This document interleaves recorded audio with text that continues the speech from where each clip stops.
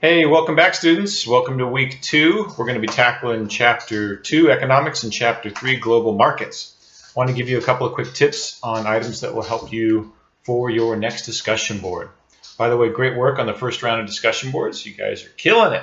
So I will be grading those this week, and I'll shoot an announcement out when those are all graded, and we'll go from there. All right, so chapter 2, economics. You probably already had an economics class, but a couple of key terms that will help you with this discussion board are factors of production, the 5 factors of production: land, labor, capital, entrepreneurship, and knowledge that countries have, which determines first-rate versus third-world economies. And then the rest of chapter 3, as it pertains to the discussion board, is understanding the different isms: socialism, capitalism, communism. And your questions pertain specifically to socialism for the discussion board. So with capitalism, what we're near and dear to here in the U.S., we're used to irregularities in wealth. People can be very poor or they can be very wealthy. And the factors of production are privately owned. So the government tries to, you might argue that's changing, tries to stay out of the way of owning industries and owning different types of businesses.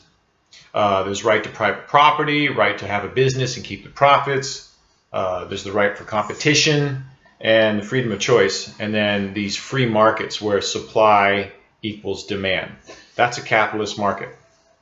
Irregularities in wealth, and the private sector owns most of the businesses. In socialism, the government owns some or many of the key industries, such as healthcare or transportation and energy. Higher tax rates in a socialist country, but the philosophy of a socialist country is social equality. For example, if I was to tell those of you at the end of the semester, we have some students that aren't passing the class. They're getting D's. That won't be any of you because you're watching my video. But we have some students that are getting a D. Those of you who are getting an A, what I'd like you to do is give up some of your points to the D students so that they can pass the class. We're capitalists, so we'd probably be like, what are you talking about? That's a crazy idea. I'm not going to do that. Those are my points. So, but in a socialist country, that's more the philosophy there, equalities of wealth. Higher tax rates.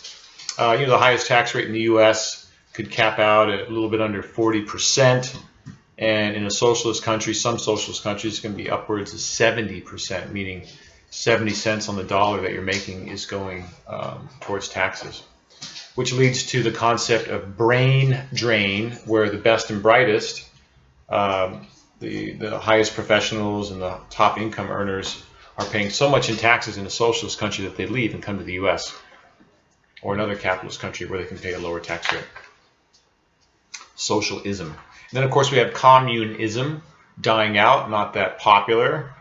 Obviously, North Korea, maybe a few other little small spots, but here the government owns all the factors of production and they make all the economic decisions for the country. And typically as an economic system it hasn't worked, and we've seen countries, communist countries, with shortages and surpluses because there's no free market to regulate supply and demand. And then the fourth concept out of chapter 2, economics, would be mixed economies. So mixed economies is when a country is a little bit, the government owns some of the factors of production and the private sector owns some of the factors of production. And we could argue that a lot of countries, China, Vietnam, they're all moving towards kind of this mixed economy structure. Some would argue that, hey, the U.S. is becoming more of a mixed economy. The government is actually starting to own some of the factors of production. And in fact, the U.S. is the largest employer in the United States. So the -- 1 employer in the U.S. is the U.S. government, between all the federal and state and military jobs. So in that respect, they are kind of a mixed economy. So, but you want to know those terms, certainly socialism and mixed economies, to answer discussion board 3. Thank you.